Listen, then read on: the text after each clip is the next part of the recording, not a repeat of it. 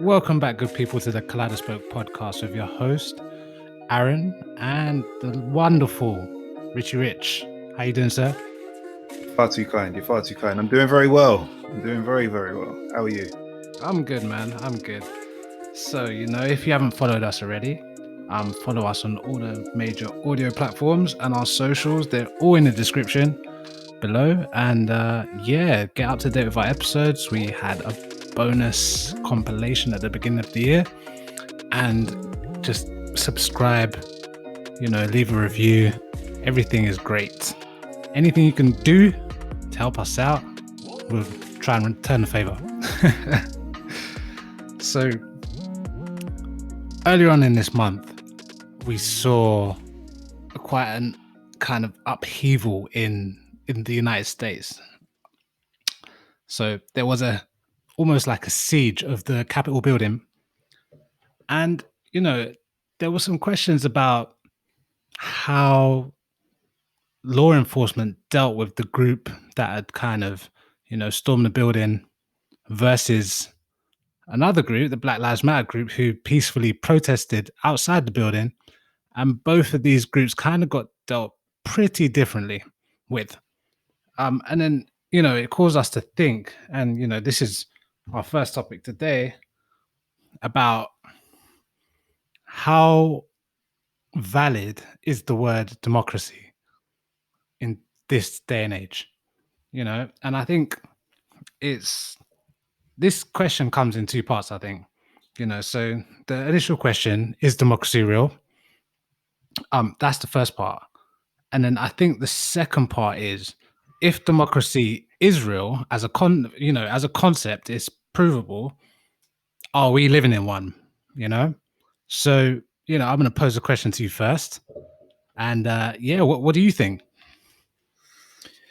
It's an interesting one. I mean, you have to kind of look back at history to kind of understand what democracy is and what the idea of democracy is. And it goes way back to Aristotle and in the sort of the time of the Athenians, where democracy was almost just a way to try balance power. Like historically, I guess even before the Athenians and Greece, Greek ancient times, power has been in the hands of the few, Mm-hmm. and democracy is essentially trying to distribute that power among the many Mm-hmm. at at an equal sort of measure. And so it's also been a recent thing. Mm-hmm. So I think even Aristotle, when he first tried to introduce sort of democracy and this sort of like the people, the democracy means the power of the people, or people of the power. Mm-hmm. And I think those times they try to randomize the amount of people that were in the a cabinet, or in the sort of In the Senate. in the Senate, you can call it that. And they had this sort of lottery of and only Athenians could enter this draw, and they wouldn't be from the elite, and Mm-hmm. it was to try to balance out this power that was just in the hands of the few. And so fast forward, that was 400 BC. So fast forward, 2,000 years ago, 2,500 years ago, where are we now? We're in a very different place. It feels like a very different place. And those measures that he done and those actions haven't been in vain. But democracy is quite new. I didn't actually realize democracy is actually quite new when you look at it. Like, women weren't allowed to vote until in the UK, I think, till the mid 1920 or 30, something like that. Mm-hmm. And so, I guess I'll ask you, what is democracy, and do you think democracy is we have democracy today, because there are many ways you can slice this. And social media, for example, gives power to the people. We've seen that with movements like Black Lives Matter. But then you have people like Trump saying it's all fix. I don't know. I mean, it depends which way you can look at it. It's all a bit smokes and mirrors, it feels sometimes. For sure, for sure. I think it's interesting that you kind of bring it back to like Greek and Roman empires and how democracy, or at least the idea of democracy, has evolved since then. Because clearly we live in a different time where like we face completely different issues. And I guess my kind of definition of democracy would be, and this is kind of loose, is almost like a decentralized power system, right? So power is goes to the people, which then they elect a group of people to represent them and act in their interest. Um, but but you know, for as long as there's a group of representatives, and this group is small compared to the amount of people there are in any society, it's arguable whether or not that group will always act in the interest of the people. They've got an elevated kind of sense of power. So it's I'm not sure if it's actually a concept that can truly work amongst large groups of humans. Do you know what I mean? It's but what's interesting, so I was on National Geographic, and I think sometimes we make the mistake, right? Because we're humans like it's very difficult to kind of become a person who sees nuances of things, right? We generally see like the opposites quite quickly. So you think that, okay, so you can either have a democracy or you can have communism or socialism, but actually there's like all these in betweens. And actually, according to National Geographic, there's 8 different types of social governance, and 2 of them are democracies. So then I'll go through them, but then you start to see actually there's like very different ways of managing people or managing societies. So the first two, well, the first one is a direct democracy. And actually, there was only one country that I could find that had a direct democracy, which was Switzerland. And Yay! yeah, and those citizens tend to have more say in what happens in their democracy versus the next one, which is a representative democracy. And that's the likely, that's the likes of the States, um, kind of like us, in the UK, but we're kind of in this hybrid version. And then you got socialism, communism, which the likes of Cuba, China, Laos, Vietnam, and then you've got monarchies, right? And we're in this kind of hybrid monarchy between like this representative democracy and like a kind of like constitutional monarchy. So that's where we're at. But there are like what, 1, 2, 4 pure monarchies in the world. There's 4 of them.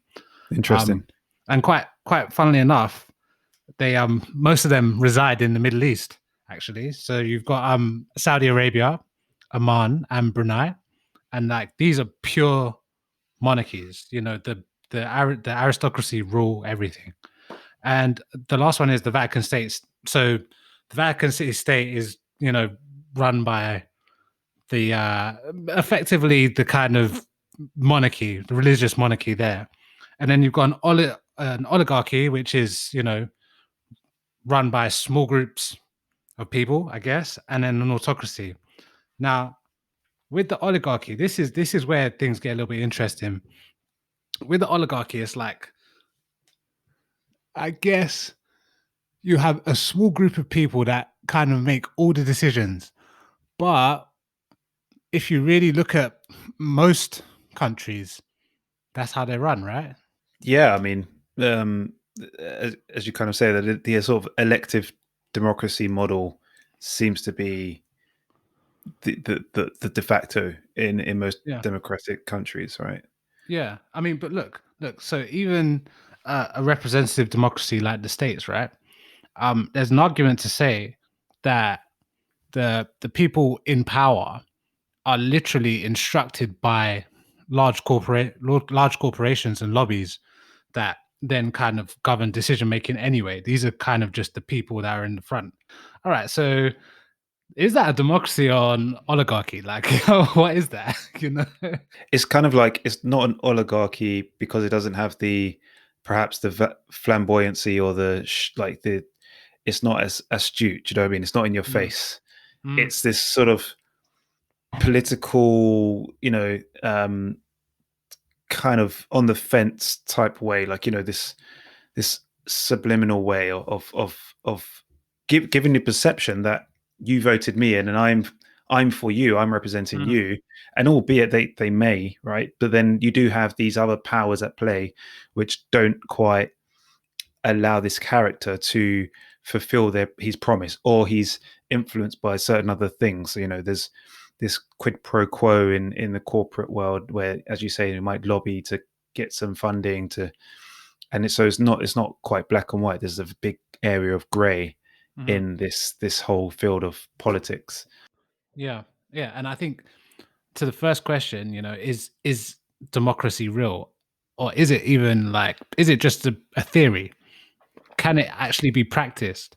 I think the truth is, or a truth could be, I should say, is that it, a democracy only could be practiced if enough people, if there's a ruse over enough people, because ultimately there's always going to be like some type of centralized power. And I think the benefits to that power are if the people feel that they're in a democracy, they'll act in a kind of like responsible way towards their society. So they're like, okay, we feel like we're part of this. We feel like we can influence it. So it affects their output positively. And I think centralized power understands that this is good for them as well. Like, so maybe potentially democracy is probably the best way that centralized power can keep its power without too many uprisings. Because you see it across the world. You see it across the world when there's like a so-called dictator, and that's in inverted commas. A so-called dictator, he's been in power for the last 30 years. It's time for him to move on, and he's not moving on. And then there's an uprising in the society, and then that country goes to shit for 10 years. Um, Right. but I think maybe the benefit of having a democratic, and again, that's in inverted commas, a democratic society is that kind when that person dies or when that's time that for that person to move on, it's all society doesn't devolve, you know, Yeah. and even though the power still is centralized. Do you get what I'm saying? I mean, I think if you take, you have all these uprisings that have happened in recent times, and even go as far back to the French Revolution as well. Mm, I think like in a sort of 1700s or 1800s. But it's funny because if you look at China, and that is essentially a centralized power, but for some reason it works. They're not. You don't see any uprising, and perhaps that's all suppressed. But and their success has been kind of contrary to the belief that democracy works. So mhm, there is an argument to say, democracy doesn't. You don't need to be in a democracy if you have a good leader, and especially, I think these not empires, these monarchies or these sort of dictatorships that fail, is because the leader then becomes a bit too extravagant and flamboyant and corrupt, and that's where it fails. Where you might have the perhaps the Saudis or such countries, which are the sort of last countries that are in that sort of state of govern, where the people are pretty happy because they're looked after. mhm, So it's only the time where you see extreme inequality, I think, is where you get unrest, and then this kind of revolt happens, and but in sort of another sort of breed or version of dictatorship or communism or where you have this sort of centralized power, you know, it's kind of proven to work. And let's also realize that, you know, this whole concept of voting and having people have a vote and all that kind of stuff, that's a pretty new um, model for the Western world. Like since, I guess, America, for example, when they had, I think it's around the 1800s, where, you know, there's a widespread of um, you know, the people, the power should be broadly, um, more broadly spread and distributed. Mhm. And it's funny because I think Socrates even argued that democracy is flawed fundamentally, because one of the kind of beliefs and of or thoughts of Socrates was that um, you know, not everyone is educated to vote. Mhm. You Mhm. know, so not all votes should be equal, or not everybody is equal, therefore not everyone should vote. Mhm. And it's interesting because it kind of links to that the concept of the wisdom of the crowd, right? Yeah. You in a big crowd, you have these experts who you probably want to believe more, and you'll weight more towards their answer than everybody else, like the pure average. Um, and so, you know, if you have people that are educated in this field, then perhaps their vote or their answer should be weighted, you know, higher than others, which perhaps is a better democratic model than what we have. I mean, potentially, right? But then again, I think if you're talking about a true democracy where, you know, everyone has an equal vote and an equal say in the matter, you know, I think at that point you're kind of like diverting away again, just on another. It's just on another metric, on intelligence, let's say, you know. So then again, you're diverting away from democracy, which then calls it into question: is it possible? And I think it's really important what you brought up just then about, you know, like there are some assumptions for like a pure or true democracy to work. And I think like if if the majority of people are reasonably educated, then you have a better chance of that democracy working. But the reality is, you know, we've seen it in the last 10 years. You know, when you talk about crowd or big group of people, education, and that's a flimsy subject. You know, you know, I'm not sure how politically aware a lot of people are, or the people are. You know, Mm, and if they were, then would we be in a situation where, you know, we've got, you know, a kind of reality star as the president of the United States, the biggest economy in the world, or would we have even our own leader Boris Johnson there if the people were kind of reasonably educated, especially on political matters? And I think mm, that's one of the big factors of a pure democracy or a true democracy working. Like, and I guess the another factor would be like low levels of like overt corruption.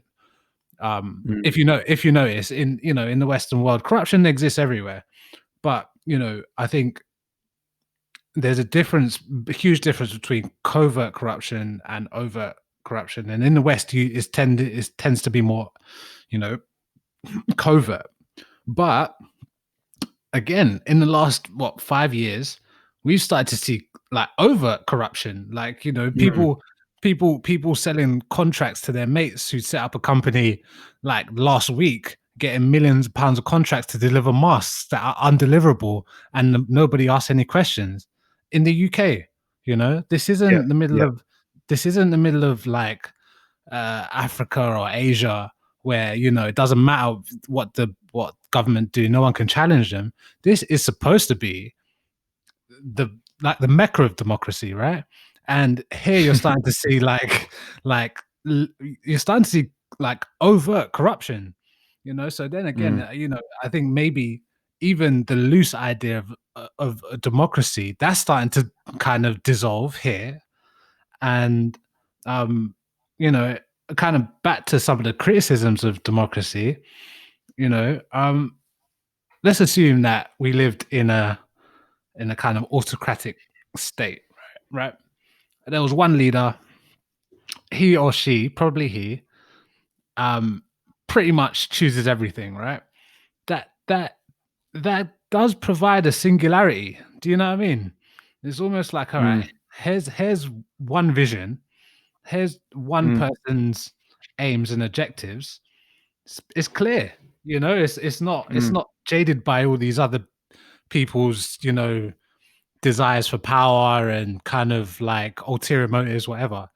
Here's mm, one clear path. Now, you mentioned something about it depends on who that leader is, whether or not the people mm, believe in him or her, and how much leadership qualities he has or she has, I mm. should say. Um, but it does have that, right? Like that you know. If what do you think? Let me just ask you straight. Do you think? And I just want a yes or no. No. Simplify this. Okay. No, don't go and Yeah, ask. yeah. Do you think you would have a better life if you lived in a society that was closer to autocracy or one that was closer to democracy? You can't answer that question. I mean, you You can. can't. You need more information, because there could be many.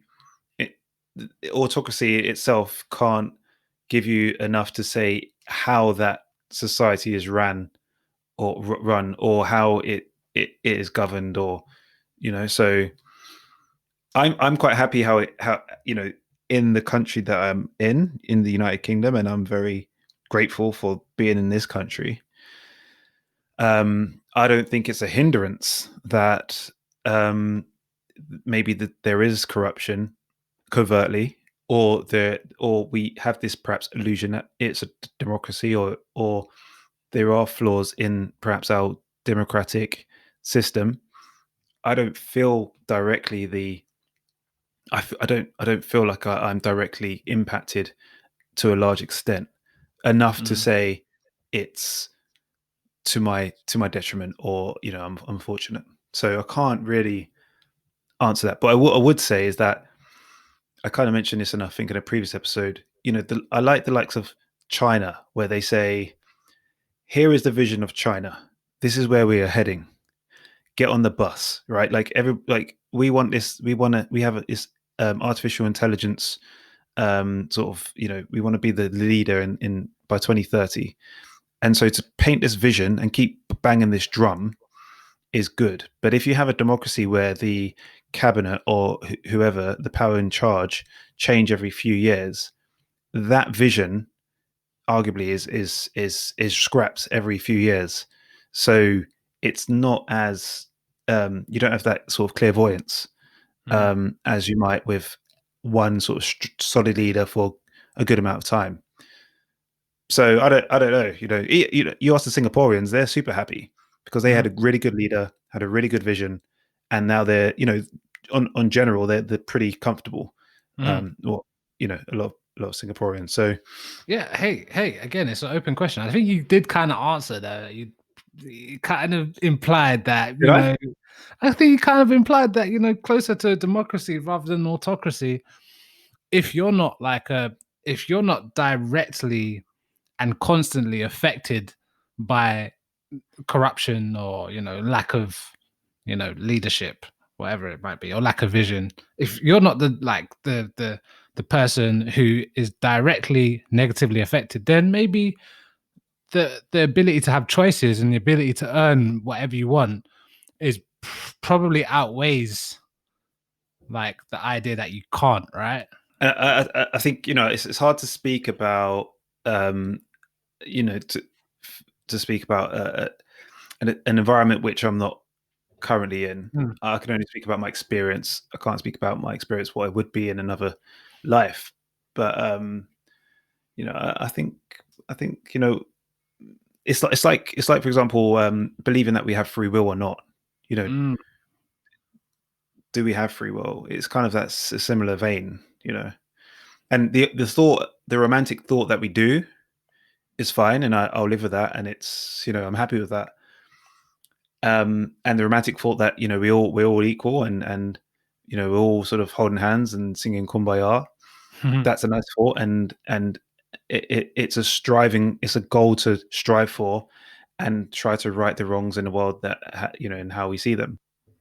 Okay, man. Okay, okay. I mean, I'd like to second the thought that, you know, I'm very comfortable where I live. I'm very comfortable with the options available to me. Um, despite the idea of kind of like this kind of ruse of a democracy, you know, it's all a ruse anyway. It's all a big simulation. Nothing's real. We're in the matrix. But you know So, what? yeah. It's funny because if you ask someone from China Mm. whether or not they would prefer a democratic system, I think a lot of them say no. I You think a lot of think? them say no because I think so. And Mm. I think there's probably, maybe we could look this up, but I think there is a general consensus and like a majority consensus that everything's fine. They're doing well. They have opportunities.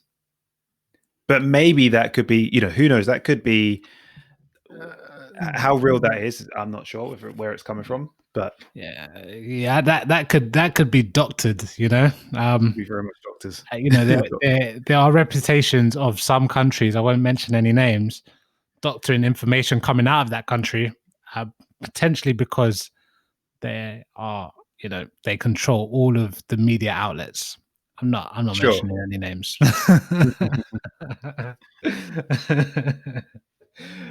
Okay, okay, all right. Well, moving on. Right, we'll move on to something that's quite interesting. At the turn of the year, everybody is faced with the ideas that, man, you know, I need to make a change this year. You know, new year, new me. I'm gonna do something that I've been meaning to do all year. I'm gonna start it now, and I'm not gonna turn back. So these are New Year's resolutions, and you know, people have them every year. You know, um, this year, did you make any New Year's resolutions? Oh, wait. First of all, are New Year's resolutions applicable in your life? No, I'm perfect. Bad man. There we go. Um, No, I think you know, I've never been one to do New Year's resolutions. It just feels a bit cheesy, um, and you're setting yourself up for failure, right? And um, I d- I don't believe, you know, I don't smoke. Um, I don't I don't do anything necessarily. It's like, it's one of those things where I don't feel like there's less what I need to stop doing.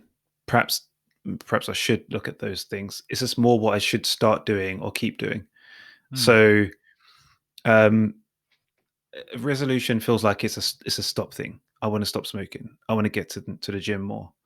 mm, Um and getting to the gym more, that could be a resolution, but actually I just want to, you know, that could also be a goal of mine. So yeah, I do goals, and mhm, I think the new year is a nice sort of, albeit it's arbitrary, it is a nice line in the sand that, you know, based on our structure, and you know, we are living by this calendar, this, is it Georgian or Georgian calendar. mm, So, you know, it's a nice mark in the sand, and where I can set goals for the year, and then, you know, try to aim for them. But a New Year's resolution, just maybe if I was a smoker, it would be more, because it seems like the smoker thing to do. I don't know, but I mean, are you saying that you got an issue with the term New Year's resolution? What if it was just called New Year goals? Would that sit better with you? probably yeah, Hmm, probably yeah. okay. But the thing is, it feels like it's too um not commercialized. It's too mainstream, not mainstream. I don't know. It's just, Whack. it's, yeah, it doesn't ring bells. Like, it's not like, oh yeah, this is, I got to go get it. Resolution means like you're resolving, Resolving. Mhm. right? So maybe I just don't really see my flaws, and I'm like, oh, I'm perfect, so Mm. I don't need to, be too. I You need don't to know. resolve anything because obviously you're a bad man. You clock the game, you know. I don't know. What about you? Have you done resolutions before? I mean, yeah. Oh, I mean, no, I'm not a fan of New Year's resolutions simply because I'm not, you know, um, I think you can make goals all year round and you can go achieving them all year round, you know.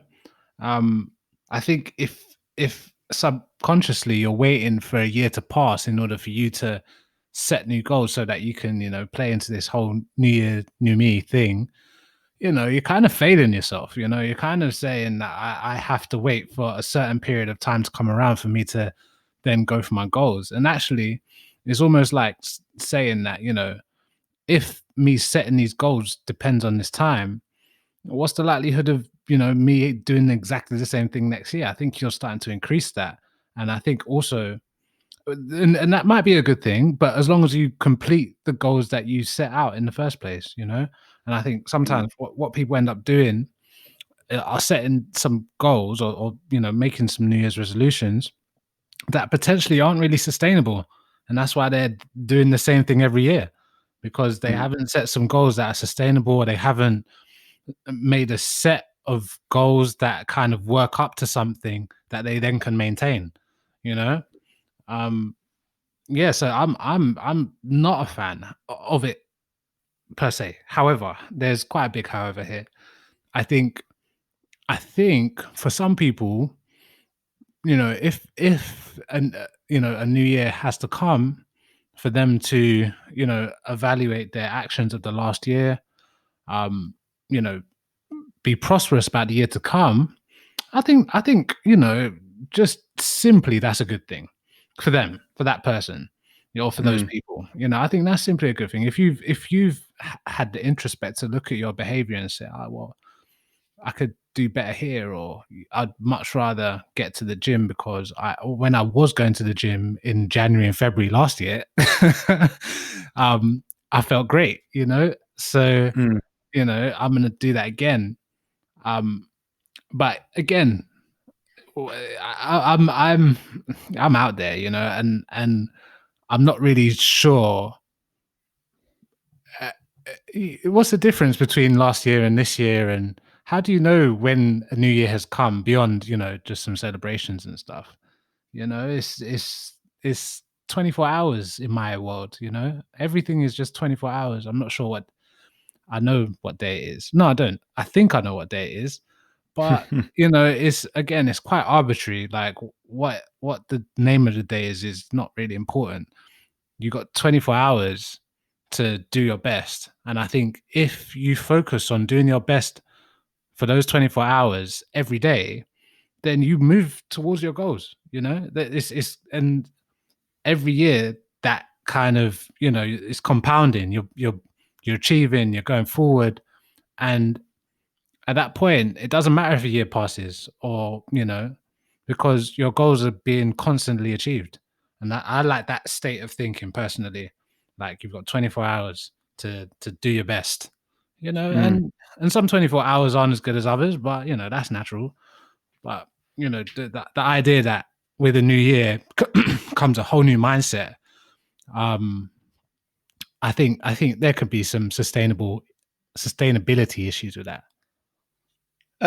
Yeah, yes and no, right? I'll kind of perhaps disagree. I think it's nice to have, as I mentioned, like a line in the sand, right? Like you have this marker which you can look at the calendar, check off, and say, okay, it's been one whole year, right? I have this goal, and how I like to do it is like you have a 5 year goal, maybe and a 10 year goal. Have a long term goal, whatever that length of time is, and then every year, or you break that 5 year goal down into years, and then you can't plan out for year one, year two, year three, but you say 5 year goal. Okay, this year, what can I do to get myself closer to that goal, which is in 5 years or 10 years time?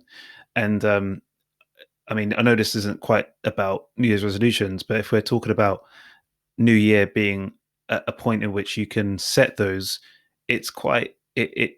We are in the social structure of we live by this calendar. So it's quite an easy time. I mean, set a goal anytime, of course, but for me, it does give a prompt to reset and to say, okay, like let's take a step back, look at what's happened for the past year, be reflective, Hmm. and then look forward.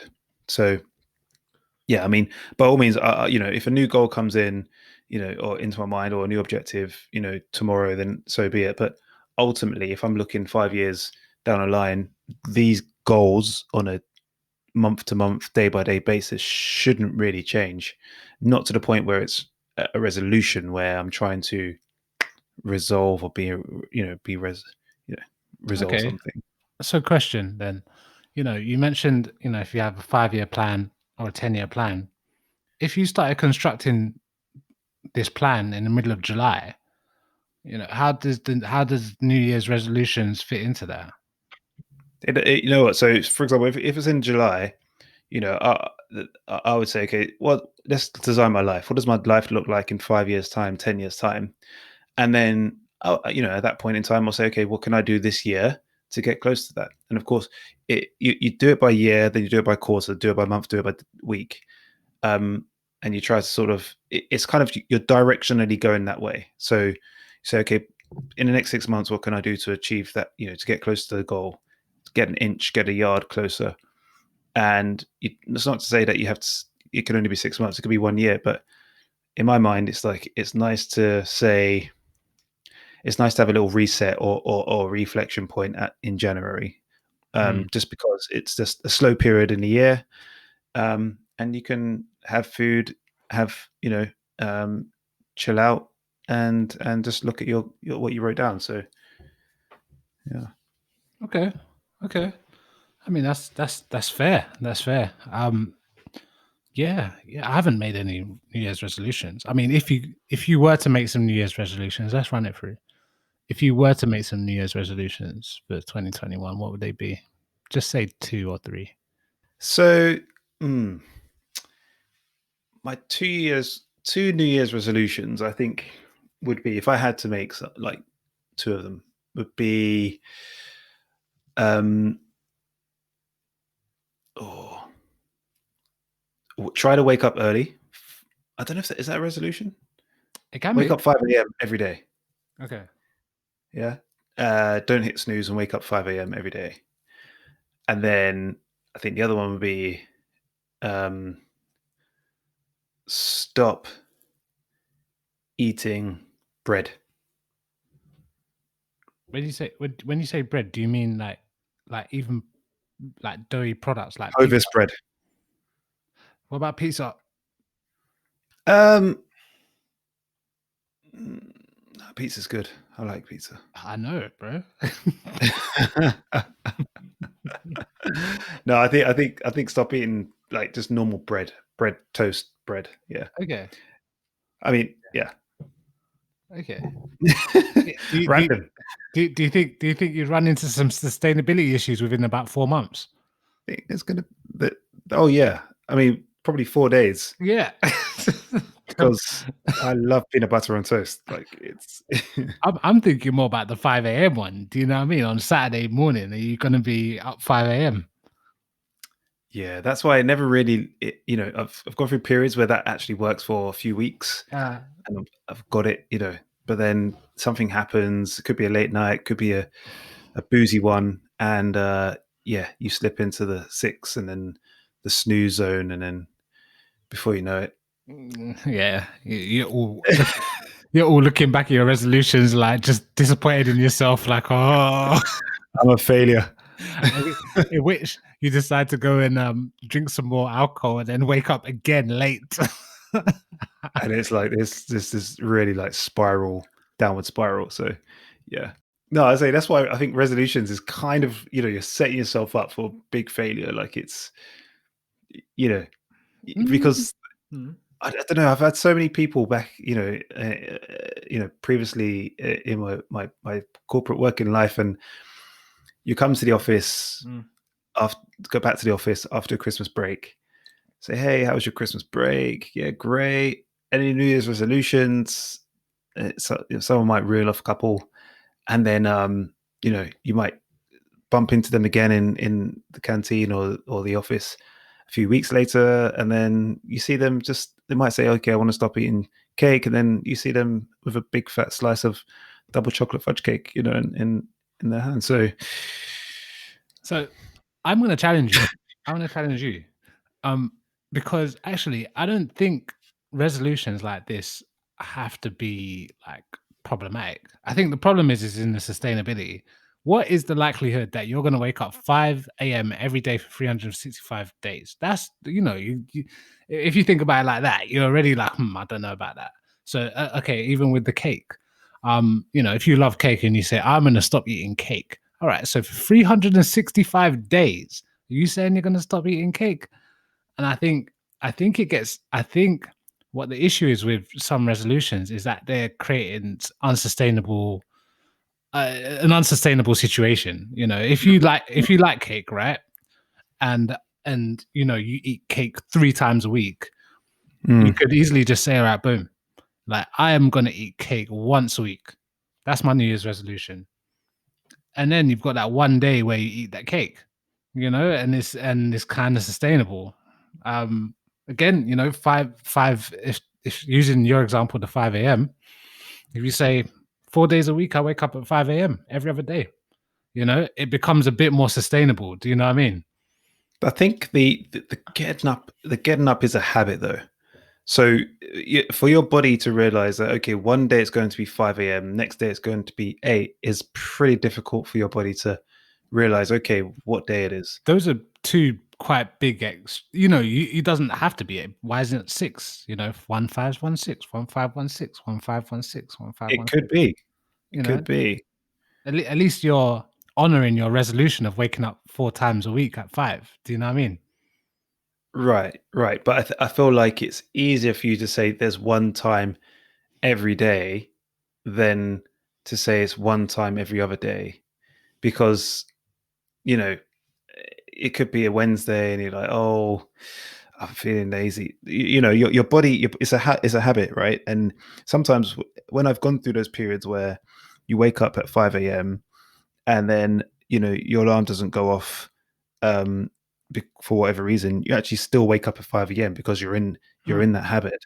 mm. But if it's every other day, I think it's a difficult habit to kind of like instill. But then how long do you keep that 5 a.m.? If it's 3 weeks, then you've kind of, it's like you've defeated yourself after 3 weeks, as opposed to maybe it took 6 weeks next time because you did it every other day.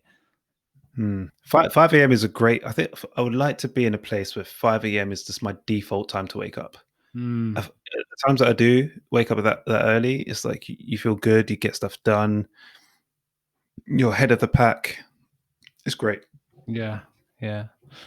I think if I was to make 2 resolutions for this year, I think one would be to run 50K every month. Um, I think that's achievable. That's achievable. What's that? 5K 10 times a month. That's what, 3 times a week, 2 times a week. Yep. That's Yep. just highly achievable. Um, and I guess maybe the second one would be to see a family member or a friend like at least once a week. A family member at least once a Mm, week. You know, mm, and they could differ. Over the course of weeks. But mm, that way, my behavior is only changing subtly, and I can then incorporate this into a habit. Do you know what I mean? Because they're sustainable. They're like mm, things that aren't. They're not going to take away too much of what I'm already doing. You know, mm, and I guess potentially, if I decided to every year have resolutions like this, ultimately it becomes all of my habit. So mm. then hopefully I wouldn't have to keep making them. True. you True. know. It'll just be this perfect, omniscient human being. Do you know what I mean? Just flying around, just like, where are you? I'm everywhere.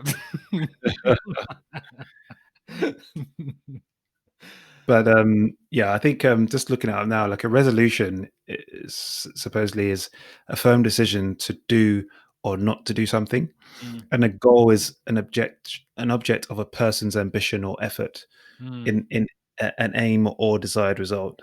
So yeah, Mm. it's quite like, yeah, resolution, I'm going to stop doing this specific thing, as opposed to goal, I want to achieve this, long Yeah. term. So They're quite different. yeah. They're like a different angle of looking at a similar thing, right? But I think Mm, maybe resolution is kind of looking at it more from like a fixing of behavior as opposed mm. to like, um, Self-fulfillment. yeah, an improvement in life, or Mm. maybe, I don't know, self-fulfillment. I don't know. Maybe. All right. So for all you guys out there with your New Year's resolutions, I hope it goes well, but who knows? Good luck. Make it sustainable. If it's not sustainable, you'll be out of the gym well, it's lockdown at the moment, so there's no gym anyway. But you'd be out of the gym by February, and the belly comes back, and it's all over again. So, so, so, go twice a week. Go 3 times a week. Don't push yourself to go every day. Go 2 times a week, 3 times a week. Try to keep that up for the whole year. You'll be good. You'll be good. It's good. It's good for you.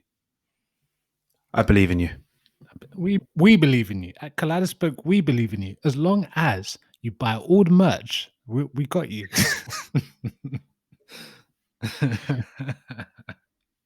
All right. So look, moving on to our final subject of the day.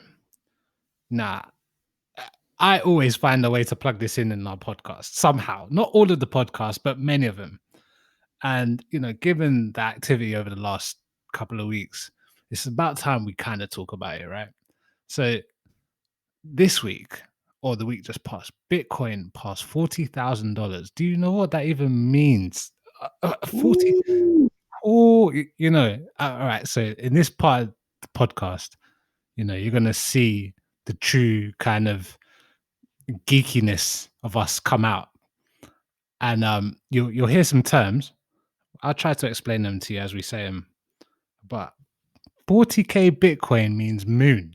That is moon. If you hold any Bitcoin, or if you hold a Bitcoin or more, especially if you was buying at $3,000 over a year ago, just a year ago, you're $3,000 looking at 40K now, and it's sexy. It's sexy. So, Very. bro, let's talk crypto. Let's talk crypto. Let's talk about how we Let's even do got in. Wait. How did you even get into it? Like, what do you remember your first memory? it. Oh, my first memory. I do remember. Yeah, it was. I was in a guy's hospital. Mm. No, I think someone mentioned it to me in 2011 or 10. And that was the first time I heard about it. And I kick myself every day because I didn't really look at it too in depth to the point where I bought any. And then the next time was 2017, and someone mentioned it to me and said, it's this, these coins are going up, coins going up. It's have a look.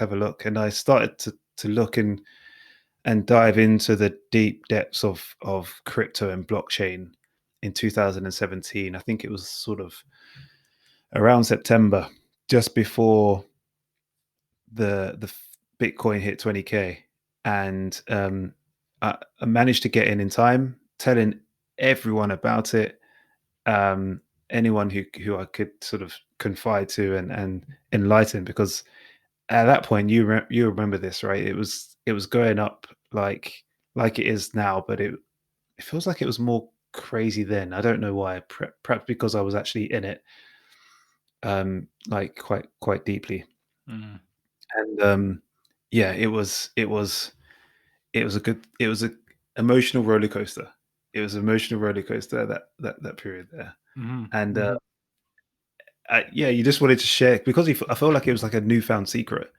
Like, not many people know about this. It was quite sort of underground, or sort of this obscure thing, and very technical as well. And it was everyone that I used to speak to didn't quite know about it, and I was very much keen to get them to understand, because I thought, this is this is it. This is the future. There's a wave. It's a revolution. And yeah, you just try to convert as many Bitcoin hodlers as possible. Yes. What about you? So similar to yourself, right? I heard about Bitcoin probably, yeah, like the early part of the decade, like probably 2012, 13. But just as a really obscure thing that you buy drugs with online through the on the dark net, it's just like I've heard of something called Bitcoin. I don't know what it is, I don't know what it looks like, I don't know what it does, I don't really care. Probably at that point I would have been what, just early 20s. I've got bare things to care about, like wasting all my money in a club or some crazy stuff like that. And again, so in at the tail end of 2017, I had a mate. He came to me and he said, "Oh, have you heard about this thing called Ethereum?" And I was like, "No, it's a good word though. I like the word." They said, "Yeah, like this Ethereum thing is just going up. It's like Bitcoin." And I was like, this I've heard of this Bitcoin. I don't know about Ethereum." And then I started looking into it, and I saw Bitcoin. Bitcoin was, I think it was it was probably like $15,000, $14,000 at the time. I was like, wow, that's a lot of money for a thing that is really obscure. I don't know what it is. Who's paying this? If I give over 14,000 of my good dollars, like, what do I get in return? And I thought, all right, boom, let's just get in. There's another coin called Litecoin. I was like, this looks like silver of the gold, which is Bitcoin. I thought, all right, I can buy them. They were $100 at the time.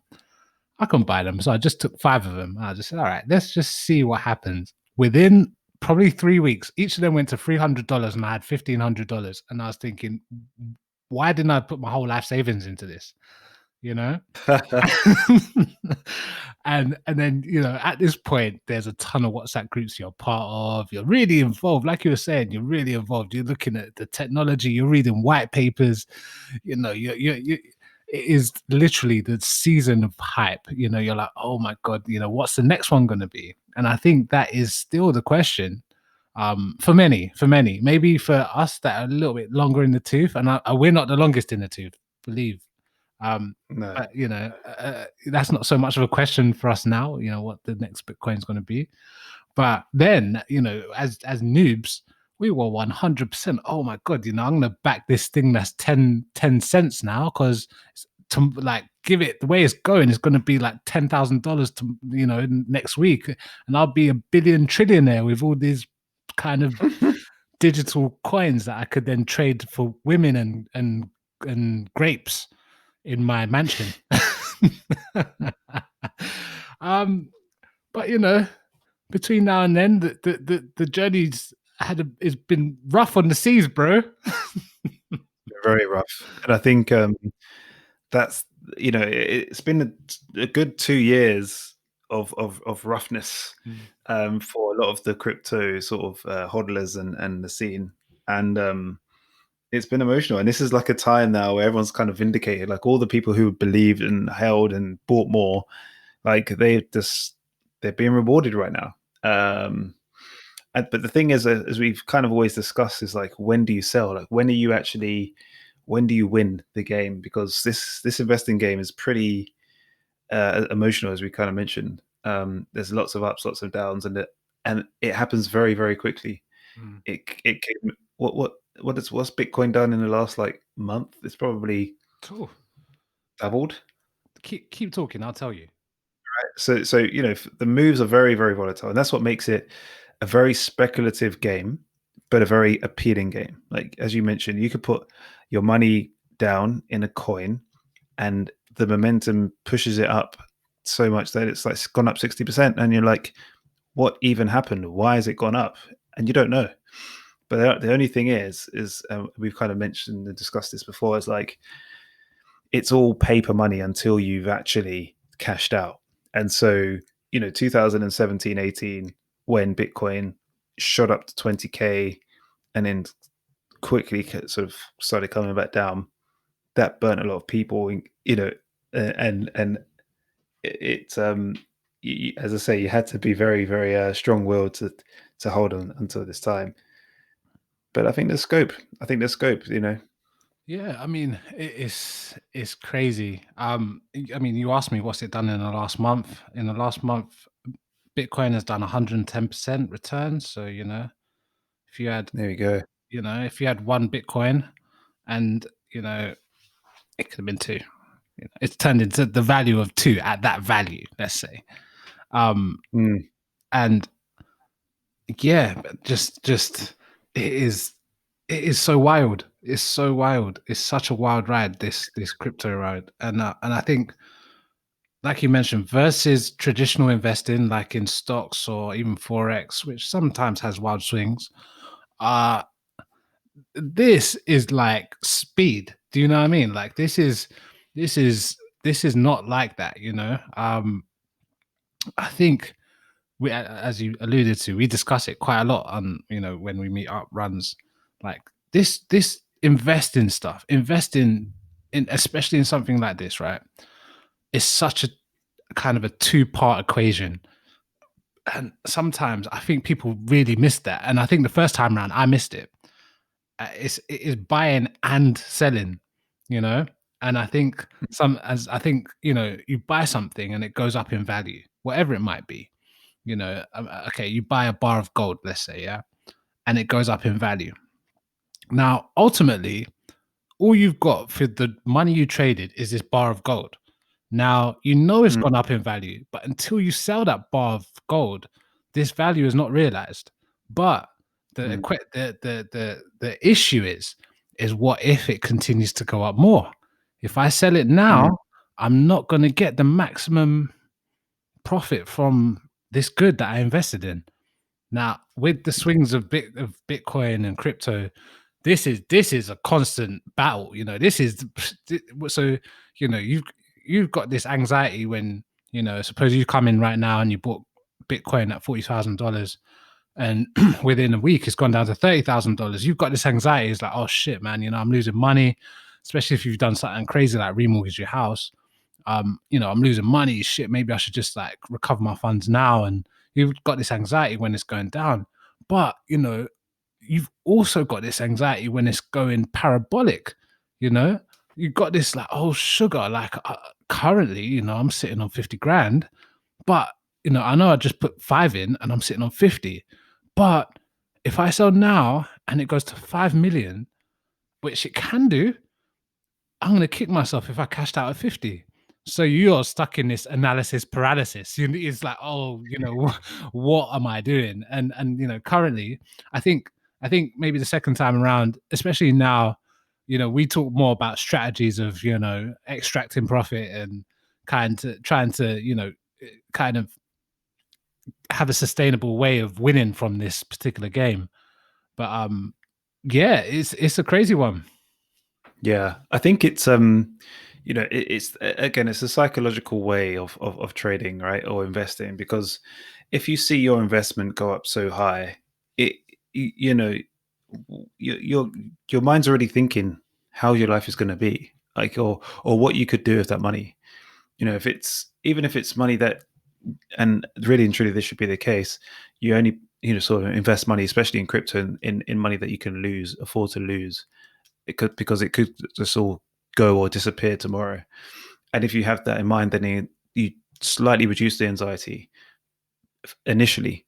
But then, if it does grow and you hold it, and it gets to the point where the money is actually quite substantial, um, you might have started with a small seed, but actually now, if it's a big tree in your garden, you're thinking, well, this could be quite significant in my life, and you have to start pruning the tree and taking some of those fruits off.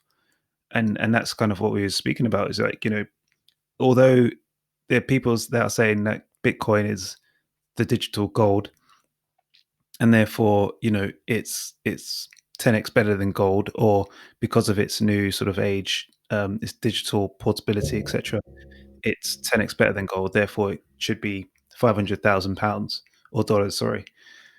which again from here looks like that's another 10x. So um, you know, are you in it for that 10x, or you have to kind of be very clear what you're in it for. If it's again, if it's money that you could just leave and you're just going to enjoy the ride, great, like just do it. But you know, I'm sure it does come to that point for a lot of people. It's like, okay, this is looking pretty tasty now. I can buy a house or I can buy a car, and life could be a tiny bit better than it is today just if I sell. So Sure, sure, sure. I mean, you know, I'll give you an example, right? So I bought this coin called Synthetics. It's one of these kind of new age decentralized finance coins. And when I bought it for like just under $5. At the time it was kind of fluctuating between $5 and $6.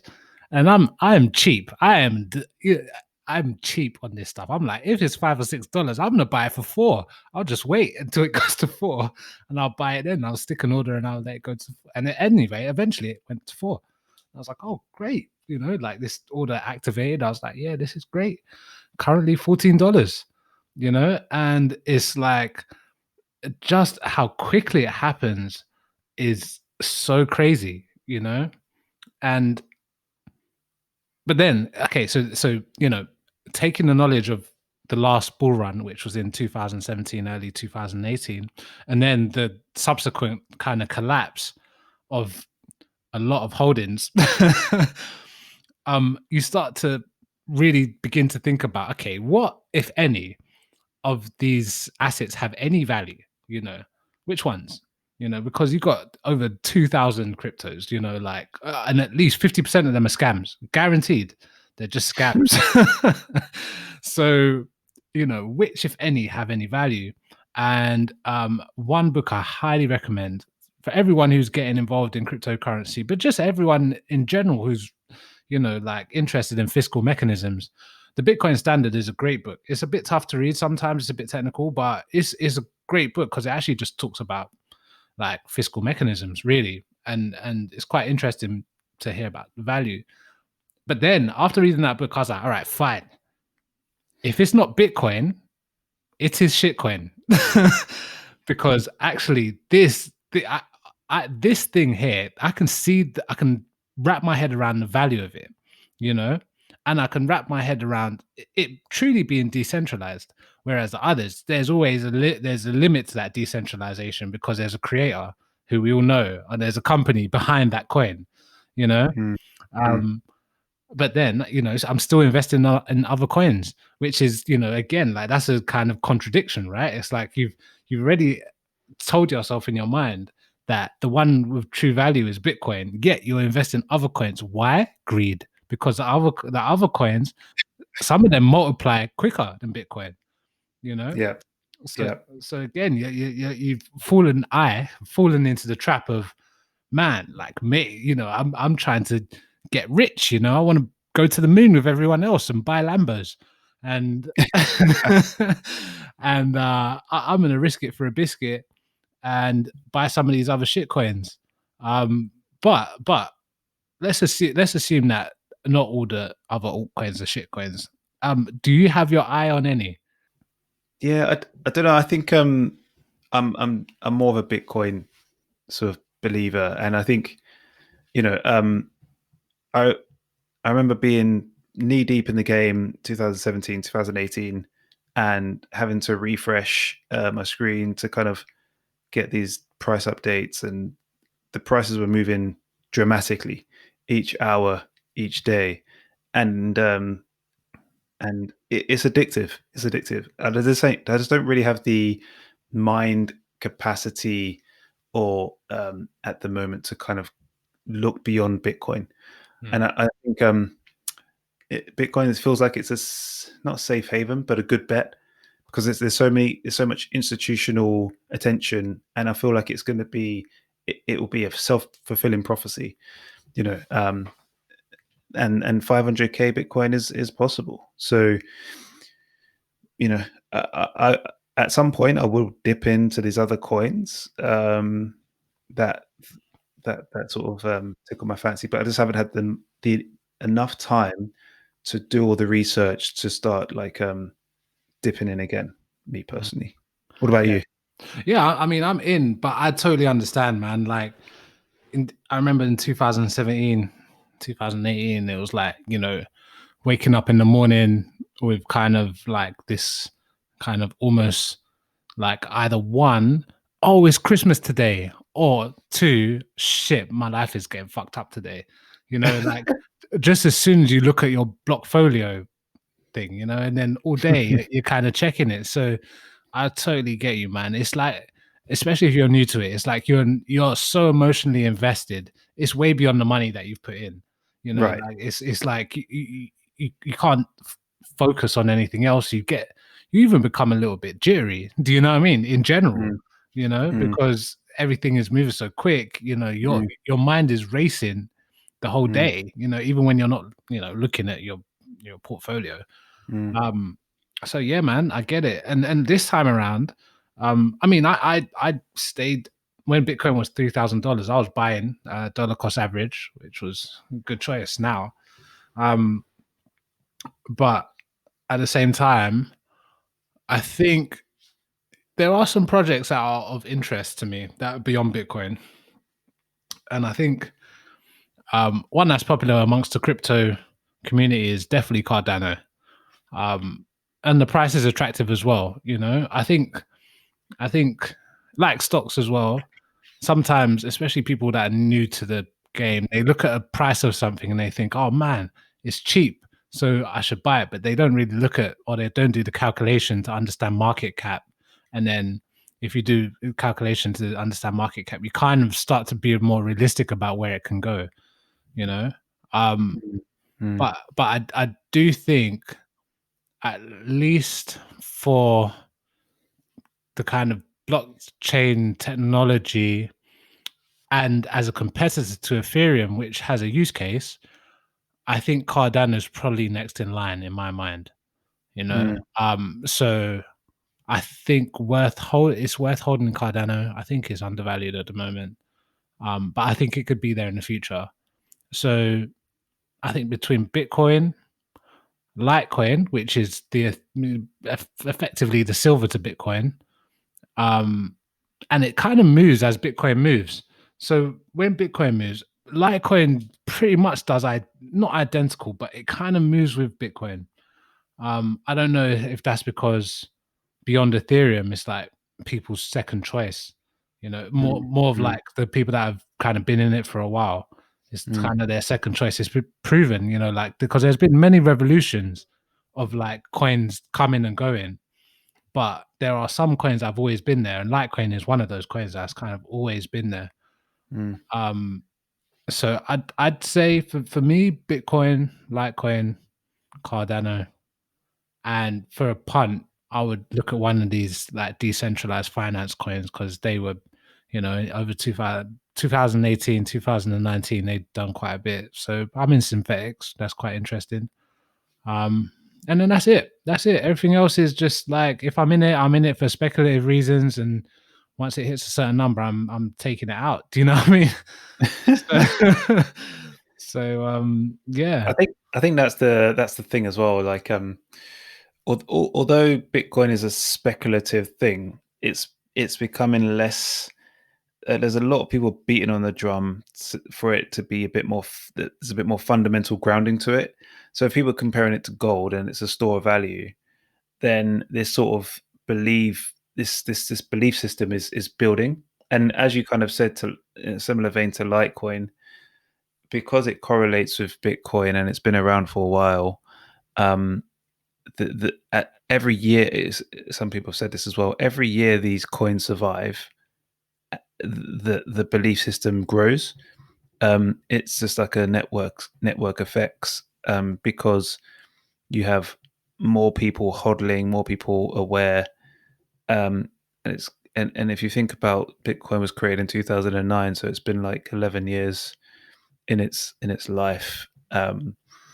It goes to show it's only been alive for 11 years and it's reached this amount already, and it's made the sort of wave and these ripples around the world.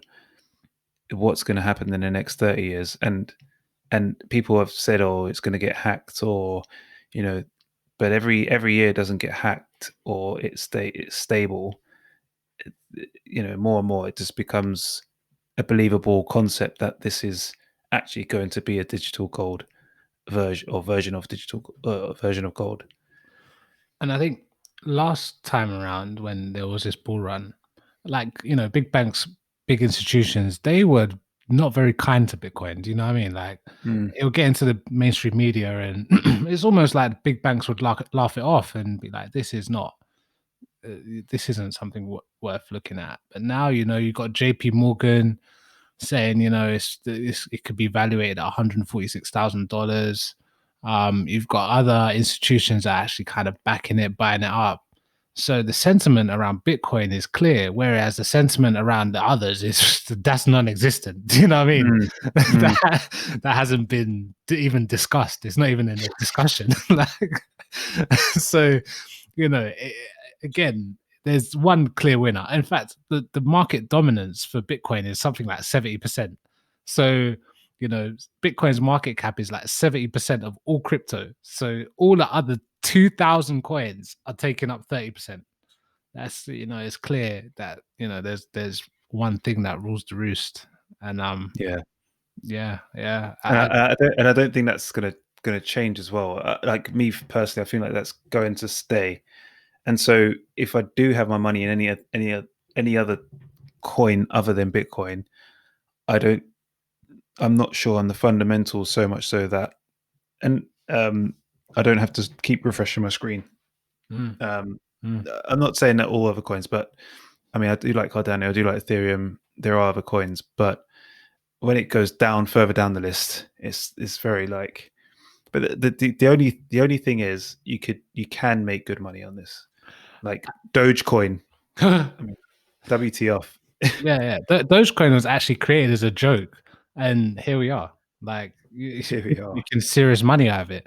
And I think the I think about this, right? This kind of metaphor. The further you go down the list is almost like kind of demonstrating how greedy you're willing to be. Do you know what I mean? Mm, Like, so, when you start going into low cap coins that are, you know, less than, the 200th coin on the list, you're looking at greed now. You're looking at, I'm trying to 100x my money. Do you know what I mean? mm, mm, Not mm, 10, not 5, 100. Like, you're trying to do astronomical stuff, And I think the truth about that is just, you again, we're talking on the whole premise that the money that is in there is money that you can afford to lose. Um, but when you're looking at coins lower than the 200 mark, there might even be some decent fundamentals, but well, I don't know if I should even say that. Decent fundamentals. There might be some perceived decent fundamentals, but ultimately at that point you are looking for like serious cash. But the truth is that a lot of these coins that are now in the top 100, top 50, top 10 started there, and if you had invested at that time, you are a millionaire. You should be. Like, mm, even if you had like a $200 in it, like you should be clear. mm, So, mm. it's like any market. It's fueled by greed. And I think what's so interesting about this market is because so many people aren't interested in investing in at all. Some people think it's quite slow. Some people think it's, there's too much work, too many numbers. They don't have the analytical mind. But this crypto stuff, it's for, chances. It's for opportunists. It's for people that are just like, yeah. And it's actually quite a risky, but very good way of being introduced into investing, I think. I Mm, Yeah, mm. yeah. It's like here's a crash course in investing. Invest in crypto. See how it feels. So that when you so that when you do start to like look at other investments, you start to become quite critical. If you're Mm. learning anything anyway, um, you start to become quite critical in your thinking towards how you invest and when to get in and out. That's true. I think a lot of these projects, you do have to look at them with a critical eye. You have to look at the team, look at the technology, and that's why I quite enjoy it because the technology is quite creative and innovative, and it's definitely a wave. Like I don't think it's going anywhere, and that's why these coins get traction. So it's an interesting space, and the fact that you can economically sort of be in a better place and from knowing this stuff or doing the research, you can get rich from it is just a really really good benefit. Do you know what I mean? So even this synthetics that you spoke about, it was 4 pence in 2019 January, and now it's $14. So those are big numbers there. Big numbers, big numbers. Even if you'd bought 100 quid of it worth, then you're great now. And there's still the opportunity that it's gonna keep going up. Who knows? This is an interesting space, and I think the more Bitcoin goes up, the more it kind of brings it to the mainstream and to the attention of everybody, which is a good thing in a way. It's worth discussing value and monetary significance. I think it's a good conversation to be had. And yeah man, I'm in it, but I'm gonna issue a word of warning to everybody. There was a point where this shit went down. There have been many points where this shit goes down, and it hurts. It hurts, especially if you've done something crazy. And there are people that have done crazy stuff, like remortgage their house, took out a huge loan to go and buy Bitcoin at last time at least, and probably this time, at 40K. And imagine if it drops to 10K in the next week. You've lost, 75% of your money. You've got to pay that loan back. You're like, what's going on? Your wife is on you. Like you're probably going to get a divorce, which is going to cost you even more money. So this game it can get dark. Tread carefully, for sure. Mm-hmm. Mm-hmm. It's this is only put money that you can afford to lose, and even if it's like if you got a significant amount in, dude, you gotta have those strong hands. Strong hands. It's not like do you remember was it BitConnect? Oh gosh, that's the thing. That is sort of the poster coin child, like, or poster child of how much fugazi and vaporware like this you can buy into. So just tread carefully, but absolutely there's ample opportunities, and it's kind of like if you spread your eggs and diversify, you can definitely win, because it's a game of kind of probability and momentum. If you have £1,000, or you could put it in 10 coins, £100 each, and just ride it for a year or so. Make sure you do your research, and if it's a good year for crypto, the thing is with crypto, it's a very extreme thing. It's either a very bad year or a very good year, or not even a year. Like it could be just a very good couple of months, or very very bad. So right now it's a wave. It's euphoric. In it to win it, risk it for a biscuit. But do prepare for a crash landing at some point. And I think it's worth remembering some fundamental strategies. Very simple. Buy low, sell high. Just don't forget it. Just keep repeating it. Buy low, sell high. It seems very simple in this type of game, because there's emotions involved. It's not as simple as it may seem, but buy low, sell high. And I think that this is part of the anxiety right now, right? Is it high now? Is this the high? Is this the time to sell? This is the crazy thing. It's like I mean, three-quarters of me is like, I think it's time to sell. But there is that one quarter of me like, me kind of could buy Lambo if you hold. and but one thing I do know, I think and we'll start to wrap this up. But I think that me personally, I've got one side of this down. I think I understand one side of it, bro. If I'm being serious, and that's the buy-in. You know what I started to do? I started to look at it like buying anything, like a phone, whatever it is, right? Like let's say the latest iPhone. I'm going to a shop and it's selling for £1,000, yeah, and I'm going to the shop and saying, yeah, I'll buy it for £600, and I'm sticking to £600. That's my orders with crypto, like, so I'll don't mind. I'll wait here all day. I could wait. I'll come back. Next year, next month. I don't care. Like, I'm buying it for 600. I'm not buying it for the price now, you know? Mm, And I mm, think that's the way I've started to look at it. So it's like, mm, here are some orders. They are way below the market value, and I'll wait for the market to come to it. So I feel that I've got that part down. And so far, in some instances, it's kind of worked out. Like especially when Bitcoin was super low, I was like, I think this is bargain. I'm gonna take it. And then even when things have got better, I've looked at some coins and thought, I know what the price says.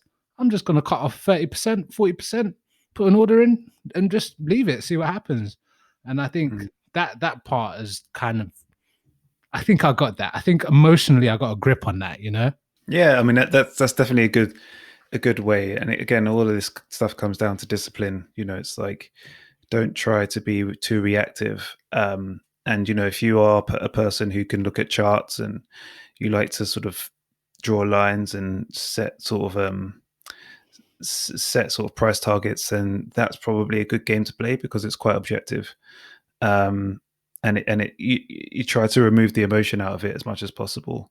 Where, like, if you're in front of the screen and it's flashing green and red, that in itself is like releasing lots of dopamine, and you're just like get trigger happy and start clicking and get trigger happy. So I feel like if you got that down, then that's definitely a good step. And then it comes down to how do you manage the in between. So there's like that's the beginning, then there's a middle, and there's an end. And it's like, yeah. Mm-hmm. Well, listen, guys. Once again, we've wrapped up another one. Coming up soon, we'll have quite a few collaborations, and how you feeling about the podcast so far? We're almost 10 episodes in, man. How you feeling? Feels good. 10 episodes. That's Almost. absolutely crazy. Yeah. Yeah, I love it. It's definitely a great time to converse and share ideas and just bring our conversations that we generally have anyway, just to the fore. And feedback's been good so far. Yeah, man. So guys, again, if you like this episode and you want to hear more, just subscribe on Apple Podcasts, leave a review. And yeah, man, just find us on our socials, DM us, say whatever you want to say. But we love you guys, man. And I think from me, we're out.